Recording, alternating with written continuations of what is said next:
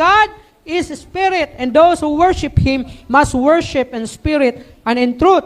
John 4:24. Ang Dios Espiritu, ug katong magsimba kaniya kinahanglan magsimba diha sa Espiritu o kamatuoran. Basig dili na lang pud ka mo simba sa Ginoo kay magbasa na lang ka og Bible. Ingon ang Hebrehanon chapter 10 verse 6, ingon niya dito ayaw hununga ang panagtigom uban sa katawhan sa Dios. So dunay simba, dunay panagtigom.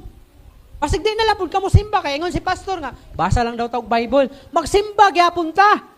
Og sa diha nga magasimba ta sa Ginoo, kinahanglan nga simbaho nato ang Ginoo sa espiritu o sa kamatuoran kay nganuman ang atong Ginoo espiritu man. Now in times of worship, we declare the truth of God who He is.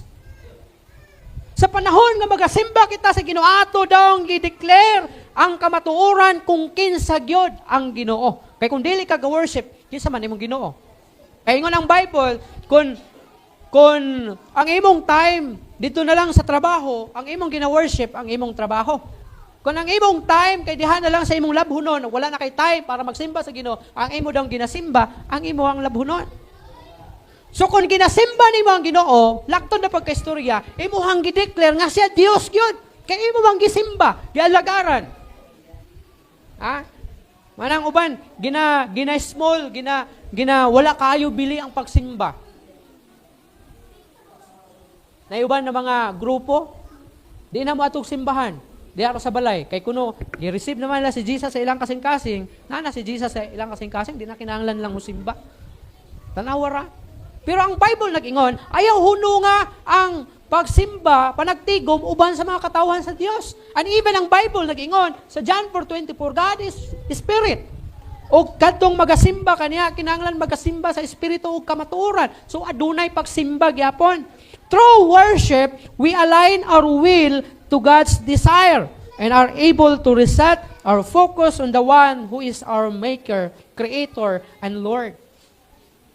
So kung ginasimba nimo ang Ginoo, gawas nga gi-declare nimo ang kamatuoran kung kinsa ang Ginoo, through sa worship usab, gi-align nimo ang imuhang will diha sa desire sa Ginoo o diha sa desire sa Ginoo nga diin maka-focus ka sa iyaha rather than sa imong kaugalingon. Maka-focus ka sa iyahang pagka-Dios, sa iyang pagka-magbubuhat o sa iyahang pagka-Dios diha sa imong kinabuhi.